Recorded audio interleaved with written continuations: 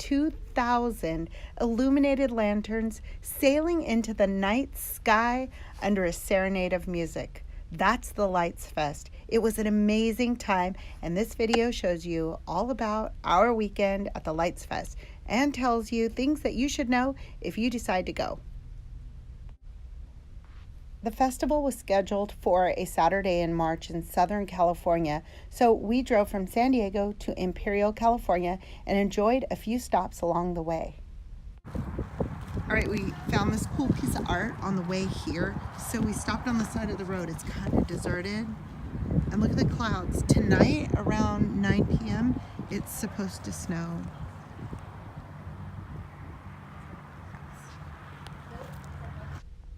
This abandoned building with all the graffiti was off of Interstate 8, about halfway between San Diego and El Centro. It gets really cold here, so we were freezing and couldn't wait to get back in the car. But it was really cool, and we got a bunch of awesome pictures. It was around 10 o'clock in the morning on the same day as the event when I received an email notifying me that the event had been rescheduled from Saturday to Sunday because of the weather. So keep in mind, if you buy these tickets and the weather goes bad, they typically try to reschedule it for the very next day. But this meant for us that we had an entire day longer to explore, which we did. We drove out to Anza Borrego Desert, which is about 40 minutes from the event, and we decided to explore and take a nice hike in the slot canyons. Here's a few pictures from our time in the slots. The Slot Canyon is a super easy hike. It's less than a mile round trip, and it's pretty level, so it's really easy to do. We even took our 2.5-year-old granddaughter, and she did it no problem. So I'm sure most people with most abilities would have no trouble doing the Slot Canyon hike. Again, the Slot Canyon is located right in the Anza Borrego Desert, about 4 to 7 miles from Ocotillo Wells, where people go ride motorcycles. This is a picture inside the cave where you can see the stone hangs precariously through the caverns, and about 20 minutes past that are these hills right here. That's really cool too.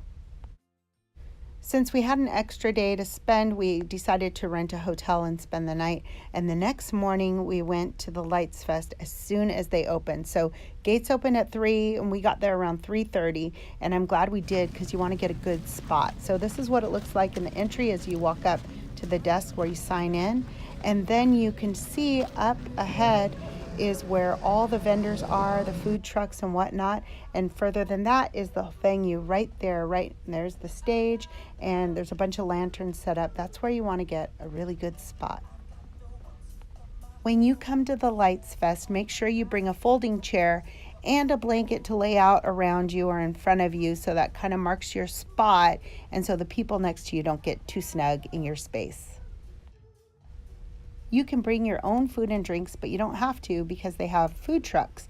A bunch of vendors. They had pizza and tacos and nachos, cotton candy, smoothies, all kinds of food. So they have all kinds of stuff to choose from, and they have beer and water and all kinds of drinks. So bring food if you want, but you don't have to.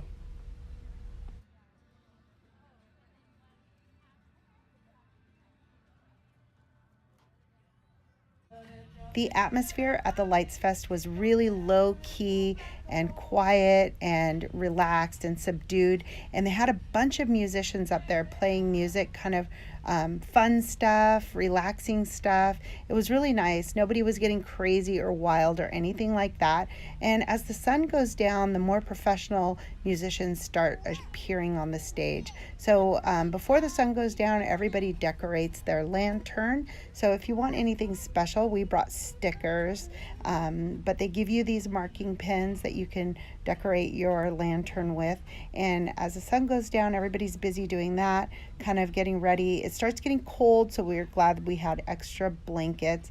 But I was glad to get a few views of the whole venue before it started. So They don't let the lanterns off until after the sun goes down. So you can kind of judge that for yourself.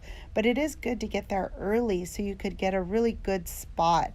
You don't want to be too far out in the distance. And I was really hoping to be right in the middle. So everybody has one of these little tiki torches in their space. And right before the sun goes down, the event staff comes out and lights them all. And then you get instructions about how to release your lantern. And then the sun goes down and it's time to release the lanterns. It's just so much fun. So I'm going to let this video close out with all of the video that we took of the lanterns being released. I really hope you enjoy it. So make sure to give this video a thumbs up and subscribe, and let me know if you enjoyed or if any of it was helpful for you. Just leave me a message in the comments below. I'd really appreciate it. Enjoy.